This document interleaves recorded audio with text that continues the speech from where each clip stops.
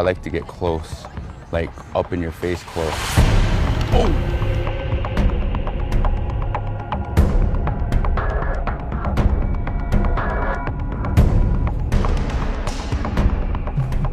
The fight against the Dakota Access Pipeline is taking place on the ground, in the water, and in the sky.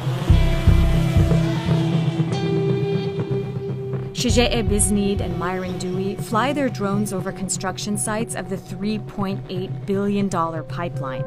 It's nearly complete despite massive opposition from the largest gathering of tribes in history. They surveil the construction from overhead, documenting the pipeline's path through sacred sites and providing intel to protesters who call themselves water protectors. They're actually now, this is how close they are to the river. They're building a barricade around their site. Oh, so you see that? You see that? You see that? See? It just got hit. Whoa, it got hit again. Their drones are often shot at by police, who, along with private security, are a constant presence around this portion of the 1,172 miles of pipeline. On a night when police shot water protectors with tear gas, rubber bullets, and water cannons in freezing weather, Myron and his crew provided live aerial views of the scene. What we have is percussion grenades being thrown. We have the police are right down there in the front. They're spraying water with LRADs. Continue to share as fast as you can. They're trying to hit me. Hold on, I gotta get out of there. They're trying to hit your drone? Yeah, they've already shot me twice. Go straight up. I'm doing it. Okay. I'm getting away. But keep the camera on them no matter what. Keep the camera on them. So this is one way they keep us from documenting. Just shoot our drones. This is what we're looking at the footage the last hours after this, 24 hours, looking at the footage, looking at the human rights violations, looking at them officers shooting people with their hands up. But the most disturbing thing, I think, that we're witnessing is that they're shooting them in the back as they're running. On Facebook, Myron's page, Digital Smoke Signals, has become a main source of breaking news around the NoDAPL fight. Digital Smoke Signals, and we're doing a non-violent direct drone action.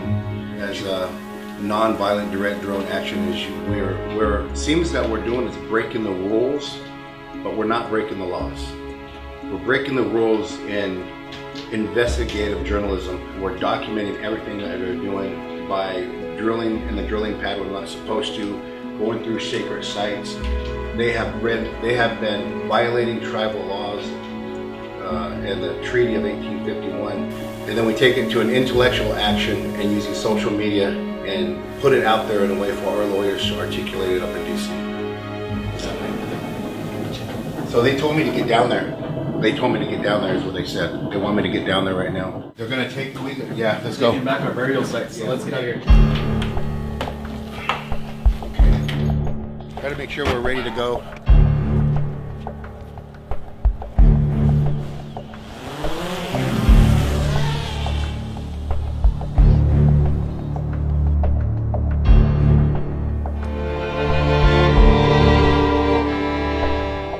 The role I play is pretty much the eyes of the sky. The other day as the actions were going on by the water there, a lot of people told me that they felt safe that there was a drone just hovering above them and watching what's going on. So in a way, these drones are like protecting the camp, the people, the actions that the police officials have been doing against us. It's dangerous, I know the risks, but you know, that's just what fills me to do it actually, you know, because I'm a local. I've been here, I've been flying drones before all this blew up, and I got the first footage of the first week as the front lines there, and from that on, I just was just dedicated to keep doing this. Powerful. They were shooting at it today? Yeah, well, it only got hit a couple times, but I've got stronger tape on it now. Wow. But my camera's getting messed up. Myron is now facing charges for flying his drones. I got a charge for stalking Dakota Access Pipeline mercenaries out there. We're still under investigation. We still haven't got all our charges. The key point is it leveled the playing field, is that with this type of technology, as a consumer technology, we follow the rules to a T of the North Dakota laws, the FAA regulations. I knew when I got here that I was going to have to legally provide representation, because I was prepared to be up against that. What I was witnessing was the police inaccuracies, police fabrication, the police brutality, the stalking, but also the militarization of untrained officers with weapons is what we're seeing. Inciting a riot came from the police side, because these guys are untrained, and they're using the indigenous people here and all the water protectors and supporters as their training ground. They're like, oh, these are just a bunch of Indians, they don't have anything. Well, this is the second decade of the 21st century, and this is not our first ride.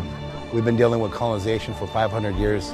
Not only are we decolonizing and retraditionalizing here, but we're protecting ourselves as tribal government members and tribal members throughout Indian country. So yes, we do have the technology, and we've been documenting it from day one.